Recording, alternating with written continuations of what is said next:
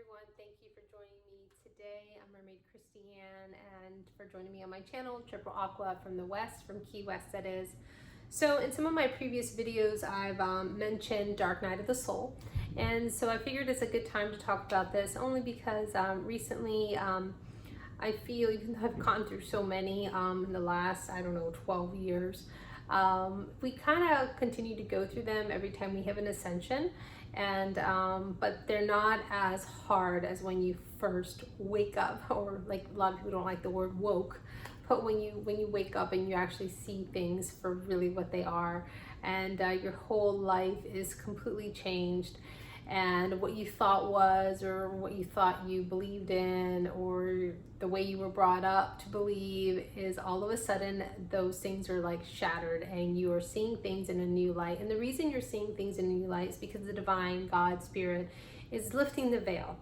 You're basically taking those rose-colored glasses off, and it is a very painful process, and it's not made for the faint of heart. Not everybody can go through a dark night of the soul, and it's really usually something that you want and you've asked for. You know, whether you pray, dear God, dear source, whoever it is you pray to, as long as it's divine, please let me walk on a straight and narrow path, not on the crooked and windy one, or, help me be a better person, or help me become closer to you, or whatever it is that you prayed. It's a wish fulfillment. But at the very beginning, you don't see that. You see it like, oh my gosh, like, I don't feel good about myself. I feel yucky. I feel I'm a disappointment, or whatever the case is, because you have a new awareness of what you are here for, how your actions impact other people, and what your past actions, how you basically you self-sabotaged yourself. And it's not a really easy pill to swallow. But if you are a person that stands in your power and wants to grow, wants to better yourself, you become a person who has very broad shoulders, and you can take it on. Because silver, I know in the Bible is, and even in other cultures, is valued more than gold because of the process that it has to go through. And it's kind of like, pottery, how it has to go through so many things and go through the fire before it can become this beautiful thing. And that's basically what a dark night of the soul is. It's when, source God it's like a pumpkin scooping out all that gunky stuff and cleaning us out so that he can put his little light inside so you can shine. But like I said, it's not a good feeling while you're going through it, because it's a healing process, and it's basically, you're having a spiritual awakening. And it's really, it's very bizarre, because what you think is, well, you've always known, like on the 3D, like, what you aspire to be, or, how you put yourself in all these little boxes, or how you try to keep up with the Joneses, or how you thought like having, this squeaky clean, or, reputation, or having all of these objects that you've created and obtained, and, you think that this is the right way. Well, when you go through your dark night of the soul, you realize that all of that is a bunch of crap. It's not even what's important. What's important is your journey with self, your journey with yourself, and how you are connected to source, and how you are living your life in a benevolent way, because that's what we want to try to do. Now, do we all do that? Of course not. None of us are perfect. And we're not looked down at if we're perfect. But one thing, when you do have a spiritual awakening, you learn not to judge others. But by the time you're going through that dark night of the soul, you're judging yourself really, really harshly until you come out of it. And when you come out of it and you realize, why was I judging myself? God doesn't even judge me. Source doesn't even judge me.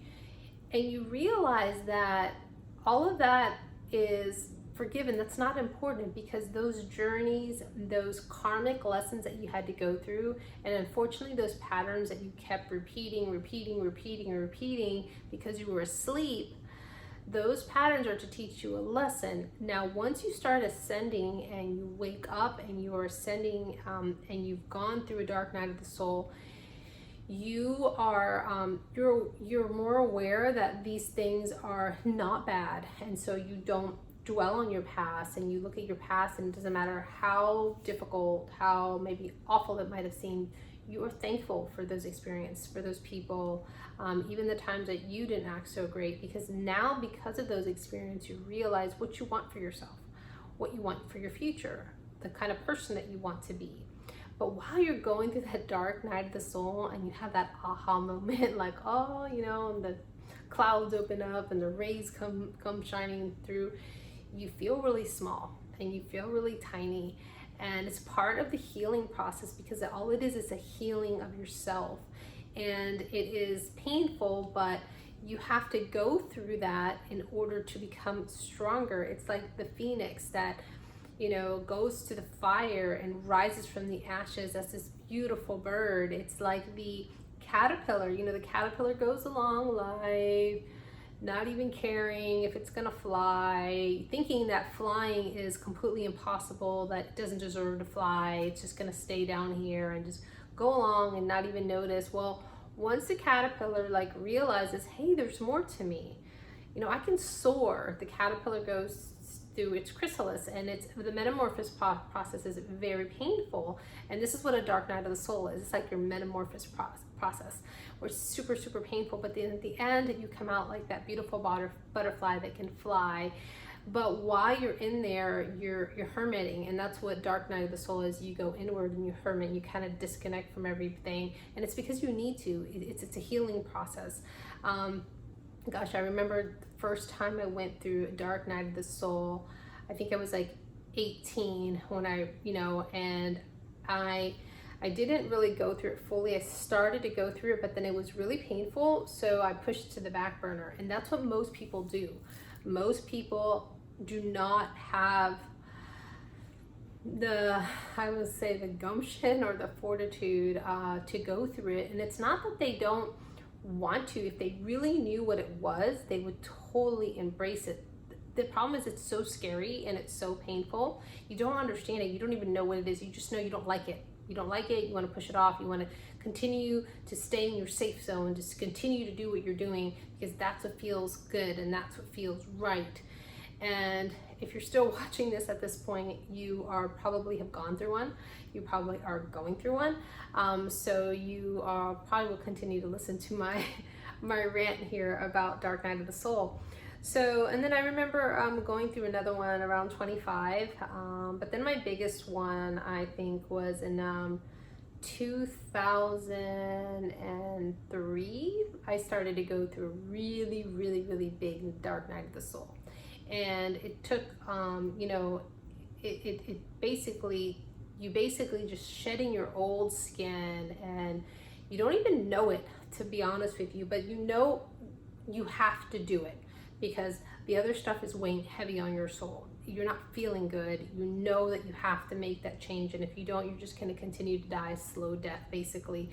And you're just going to stay asleep, and you're not going to wake up to your full potential, to who you are at your core, who you are as a divine being. Don't forget, we are spiritual beings having a human experience. We have eternal souls that continue after you get out of these meat suits. Some people call them muggle bodies, and your soul moves on, and it's just like, you know, you could be thinking of a loved one like all week long, and then you go to dinner with friends. This just happened recently. I was with a couple of girls, friends of mine, Ginger and Tabby, and one of them was like, oh my gosh, you know, my dad always wanted me to do this, or, you know, and so like things start to come full circle. And it's because that energy is still there. Even though your people have moved on from this plane, the energy is still there. So the things that they wanted you to do and the aspirations or how they feel, they still want those things for you. They just can't communicate like we communicate here on a 3D level. So when you go through Dark Night of the Soul, you pretty much go through everything. You start going through like your entire life from point A to point Z, where you're at right now. Well, you think it's Z, but it's really not. And the main thing about going through a Dark Night of the Soul is you don't beat yourself up. And that's what we all tend to do, because when we feel yucky, we feel, you know, like we feel maybe silly even, like we have a dunce cap on because we didn't, how can we not know this? Like, we're smart people. Like, how did we not see this? Like, why is it now? It's because Source, Spirit, God reveals things to you when you need them, when you're gonna get them. It's like you're listening to this song for years and years and years, and then one day you actually really, it's hearing it. You're hearing it for years and years, but one day you actually listen and you're listening to the lyrics, and then it resonates and you're like, wow, what a profound song. Because you weren't ready to hear that message. You weren't ready to face the reality of where you can go and what you can do, because it wasn't the right time. So don't be hard on yourself, because some people will never have a dark night of the soul. Some people will continue to repeat patterns. And then if they do have it, they'll push it to the background and be like, oh yeah, I'm not ready for this. And then your monkey brain, your mind starts taking over, because your dark night of the soul is your heart. It is, your matters of your heart that you can't push away. Your mind will talk you out of anything, because that's how the enemy can attack you, is through your mind. That's the only way the enemy can attack you. So you start, building your reality from your thoughts. You self-doubt, I'm not good enough, or I don't have enough, or, I'm no good, or blah, blah, blah, whatever, all the negative things we say to ourselves. But just know that there is a time frame where even if you have those thoughts, you can stop and put positive thoughts in its place, and then continue to give yourself positive affirmations. But like I said, the dark night of the soul is basically when you have, some people even call it like a coming to Jesus, or it's a spiritual awakening. And some people think that they have those, but they don't really always have them, because once you come out of the dark night of the soul, you realize that you are no one to judge anybody at all, because you've been through all of these things, and you know that every human being is capable of what every other human being is capable of. It's all about choices, and it's all about what our free will gives us, and our free will gives us carte blanche to think and act the way we want to, because we come from a very loving creator that wants us to give us our space, and wants us to be creative, and wants us to feel good about ourselves and not feel judged. And that's the reason why we have that free will, is because, he doesn't want to be, or she, whatever, doesn't want to be a dictator and put your thumb on you all the time and give you your space. And that's how we should be with other people. We should give people their space. We should let people be themselves. We shouldn't try to change people. I know somebody, and I'm not even gonna say who it is, but like that person doesn't like somebody's socks, or whatever the case is. That person will try to change that person. Well, that's who that person is. If that person wants to change and you're leading by example, then that person will change on their own. And then, you don't have to, and sometimes we have these ideas about other people because that's how we want to see them, but it's not who they are. Everyone is so different. And we have so many layers to us, like an onion. And the more you pull the layer back and the layer back, you discover something else about that person. You even discover it about yourself as you go through life, as you go through your journey.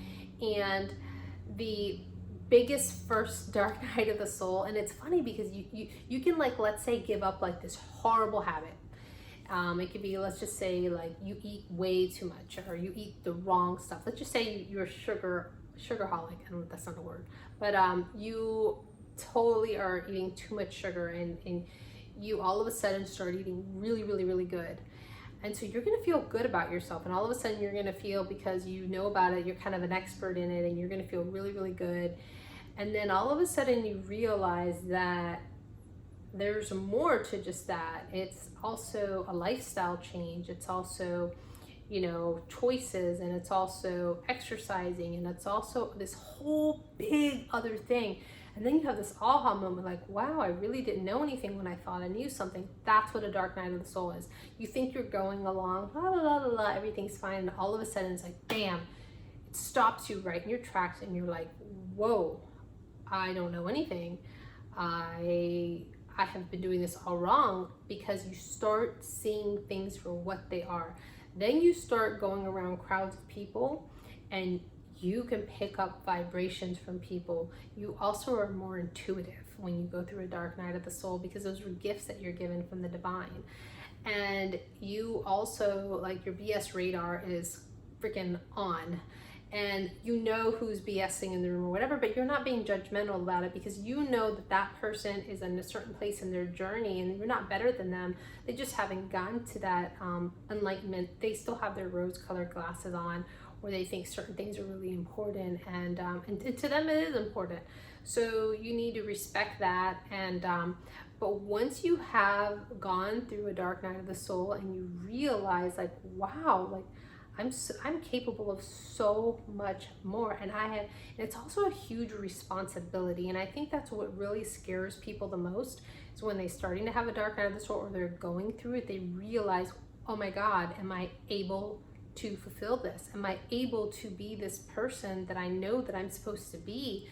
This is a huge responsibility. What if I screw up? What if I mess up? What if I'm a disappointment to other people?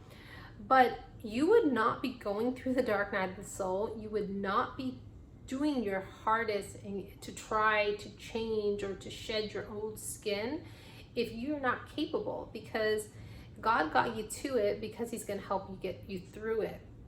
And that's what kind of gets us stuck in the dark night of the soul. And you know, then you start to think maybe you're under a microscope while you're in the dark night of the soul, and you know, all eyes on you. But the main thing is, everyone is so busy doing their own thing. Everybody's their own universe. Nobody really notices that stuff. Now, your people kind of probably do, because they know, and they know your energy. They know that you're going through that as well, because they've also probably been through it. You know, most feminine energies of women usually go through awakenings a lot more or a lot sooner than masculine energies, but then you have where, you know, you have that other side of the coin. But what I found is like my dark night of the soul was really, really long, and then I've met people, and I know people that they go through their ascension and their dark night of the soul really, really fast, and it's like, wow, you're like a superhero, because it's a really painful process. And like I said, if you haven't been through this, you probably have no idea what I'm talking about, and I sound like I'm from another planet, but it's okay, they know me there.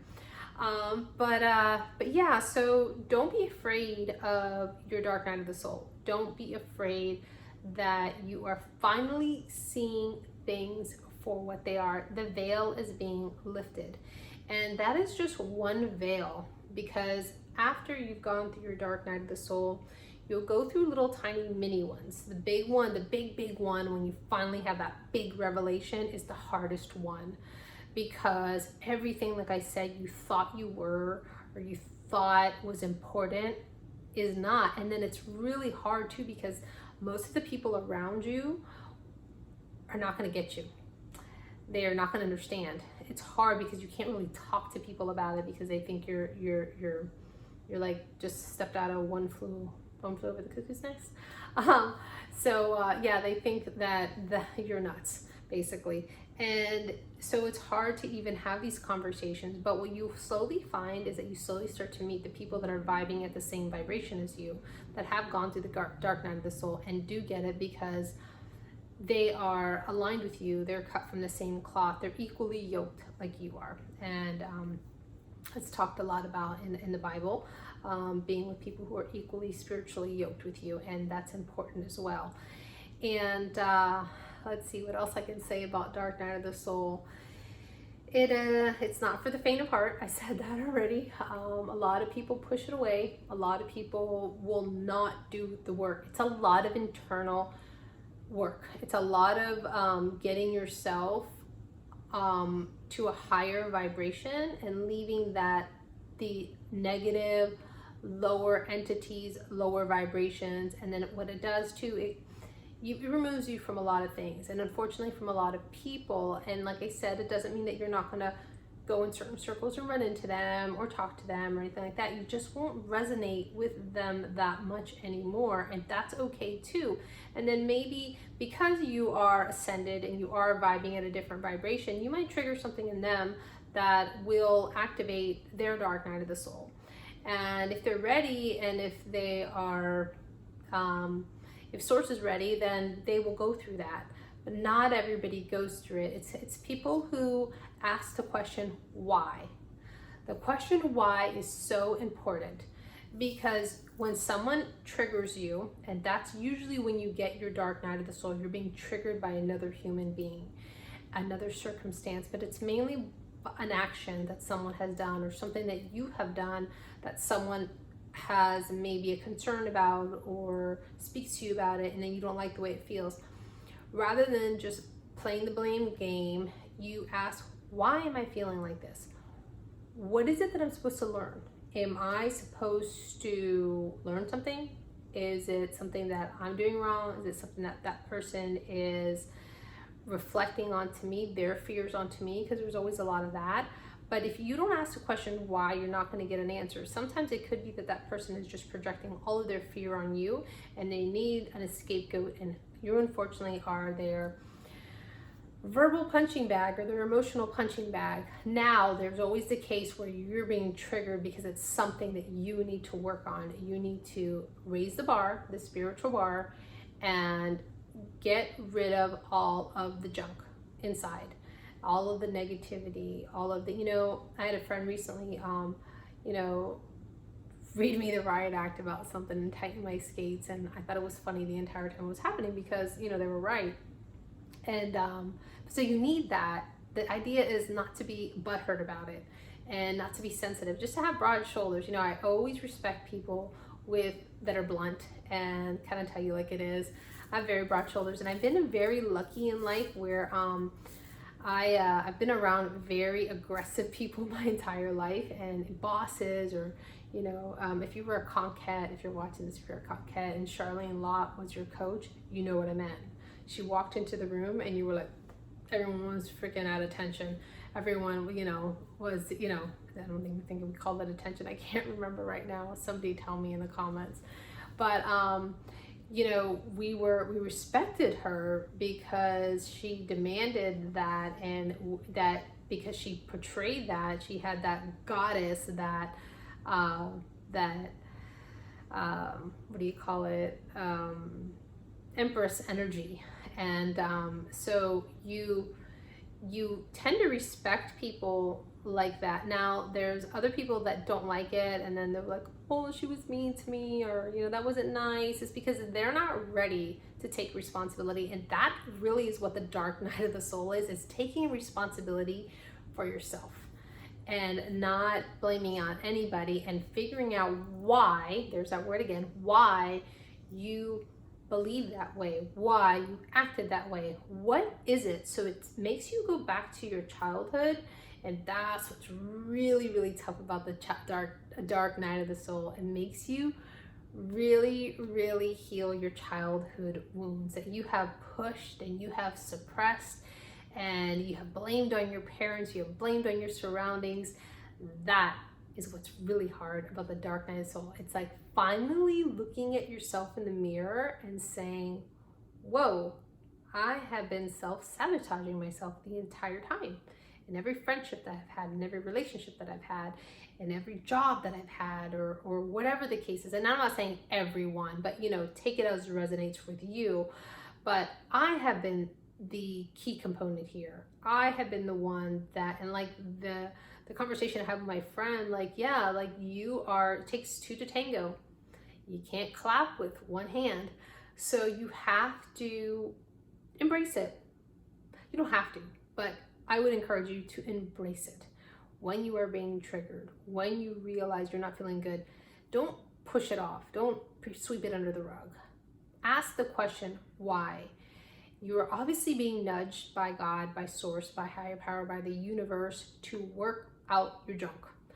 And once you do, you end up coming out like this beautiful lotus flower. You know, I love the lotus flower because, and I was hearing one of the other talking heads on YouTube talk about this. The lotus flower basically comes from the mud and the settlement, and has to push through all of that yucky, gunky stuff to reach the top. And once it reaches the top, it's this beautiful flower that opens up, you know, like your pineal gland, like your third eye. And it opens up, and it's finally like the sun, it's illuminated and it sees. And that is what happens when you push through your dark night of the soul. So I hope that helped. I hope you will like, share, and subscribe. It's a little bit of a long message. And I'm going to pull from this is not the Mermaid Tarot. I forget what this is called. Ocean something, but there's a lot of mermaids in here. So I'd like to pull from this and get a clear and accurate message. I haven't shuffled these, but oh, there goes 3 cards on the floor. So let me get those and put them back in the deck so I can shuffle properly, even though maybe this was a message, but I don't know. I think it was just my clumsy fingers. So let me put them back in here and shuffle. So yeah, don't be afraid of cleaning your spiritual house. I think I said that before. Stevie Nicks has a beautiful song. And I think is it Gypsy or is it, I forget which one it is. But talks about, like in one line of the song, it says, when you build your house, call me. And what she means by that is building your spiritual house. Building that house that's, you know, on a solid foundation that nobody's going to rock and nobody's going to stir and nobody's going to change your mind about anything. And you're not going to be easily persuaded by the masses. You're not going to be a sheep just following everybody along and, you know, yeah, or worried about what everybody else thinks or trying to impress everybody or worried about being liked or worrying about being a people pleaser, because once you've gone through your dark night of the soul, you know who you are and you're standing in your power. And you actually, if you're male, you come out as the emperor, and if you're female, you come out as the empress. And those are all the king and queens embodied into one, because you learn how to master all of your emotions. You know how to master, you know, your heart, your mind, you're grounded, like everything. It's fire, earth, water, and air. So you're able to master all of the elements and you are balanced, and so your chakras are aligned. So if this is all too much information, I'm just learning about it myself, so I hope that no one thinks like I'm a professional at any of this stuff. I just some of it comes naturally to me, and then other stuff I actually really look into and I study.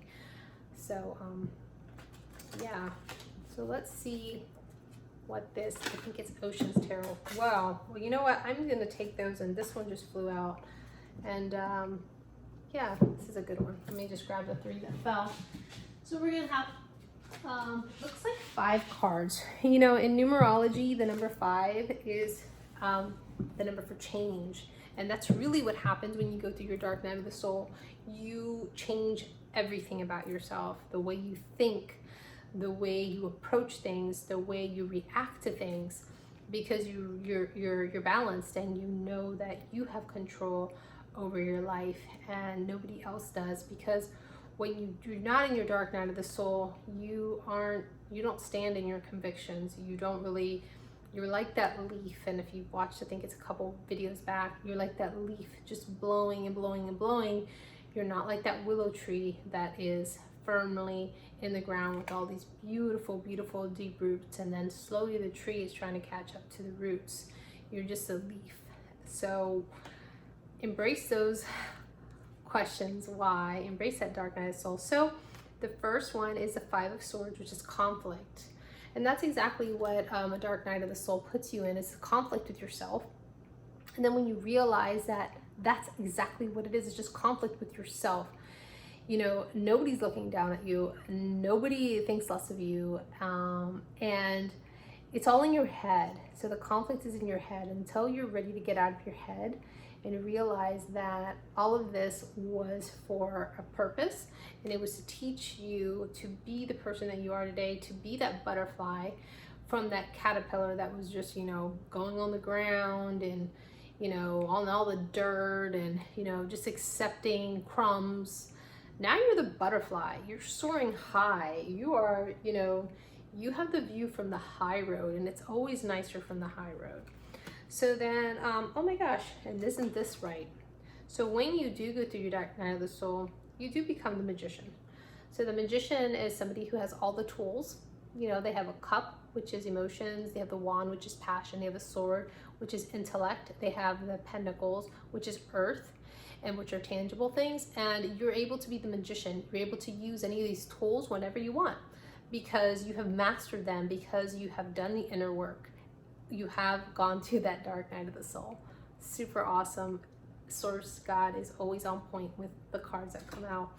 And you are able to have healthy partnerships. There's a Two of Cups. Two of Cups could be like, you know, just union between people, relationships, friendships. And is that focusing? I don't know if that's focusing.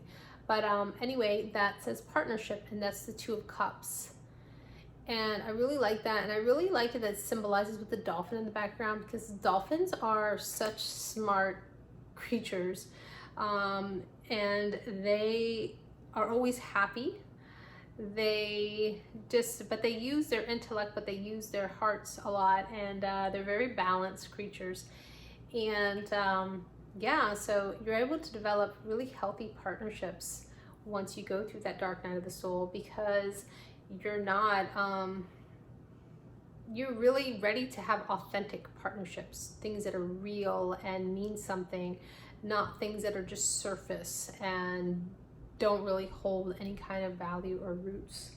So yeah, and then you're able to move, like you've got the Chariot card, which is movement. Your movement forward, you are in control, because if you notice in the Chariot, there's only one driver. He's controlling which way to go, whether you go right, whether you go left. And again, that's all your discernment. That's another thing that you get from the dark night of the soul. Spirit gives you discernment, so you know what's right and what's wrong, and you know to make a quick decision. You're not lukewarm, like it says in the Bible. You know, don't be lukewarm. Let your yes be a yes and your no be a no. And there's a reason for that. And it doesn't mean that you have to make that decision right away. You should reflect on it. You should think about it if you're not sure, because there's a reason why you don't come to that conclusion right away. But once you have discernment, when you've gone through the dark night of the soul, you're able to control your own chariot. You're able to control your own free will, and no one's going to sway you. And you're not going to go and be just a sheep following the masses, because you're going to be the shepherd. You're in control. You have the rod. You have the reins. You are telling the sheep where to go. Nobody's telling you where to go, and you're not just following around. You're awake. So yeah, that's a beautiful card, and it's perfect. And so then the last one is, and isn't this true? The Seven of Wands. Again, it's passion, it's endurance, it's going after what you want. And that's exactly what it gives you when you've gone through your dark night of the soul and you're standing in your power. You have endurance. You go after things with your passion, because you know what you want. You know in your heart of hearts that is meant for you, that's not meant for you. So you are able to endure things that probably would have broke you before, probably would have like had you like feeling sorry for yourself, or feeling like you're left out, or you know, that lack mentality. No, once you get to the dark night of the soul, you've got it. Now, every now and then you're a little human, so you might digress a little bit, but once you're awake, you don't really go back to sleep. So anyway, I hope that helped. Thank you so much for being with me, and I'll see you guys next time. Bye.